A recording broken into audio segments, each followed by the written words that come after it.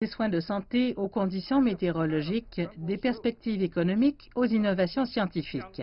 7 responsables ministériels ont abordé de grandes questions dans le corridor des ministres vendredi.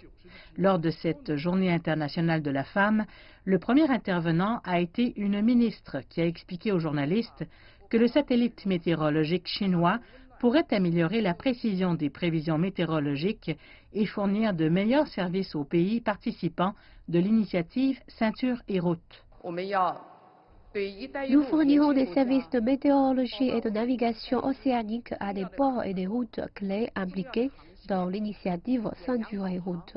Parallèlement, nous utiliserons également les nouvelles technologies telles que le Big Data pour offrir des services météorologiques intelligents au public.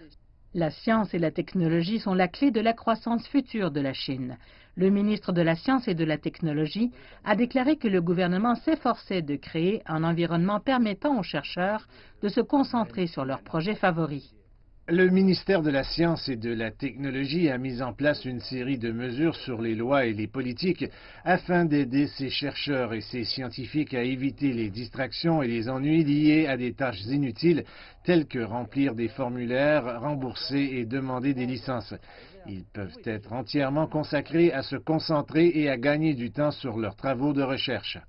Les questions relatives à l'économie chinoise attirent toujours l'attention du monde, surtout après que la Chine a abaissé ses attentes concernant la croissance du PIB de cette année dans une fourchette de 6 à 6,5%. La projection économique de cette année est inférieure à celle de l'année dernière. Un ralentissement de la croissance économique nous aide à utiliser l'ouverture et la réforme pour faire face à la pression à la baisse du marché. Il est également bénéfique de renforcer l'innovation indépendante et de remédier aux faiblesses dans les technologies de base. Passant de éviter les reporters à en attente de reporters, les ministres chinois ont traité de nombreuses questions importantes et de nombreux messages ces dernières années dans ce corridor. C'est non seulement l'un des meilleurs endroits pour répondre aux questions des journalistes, mais également l'un des meilleurs signes démontrant la confiance et l'ouverture grandissante de la Chine.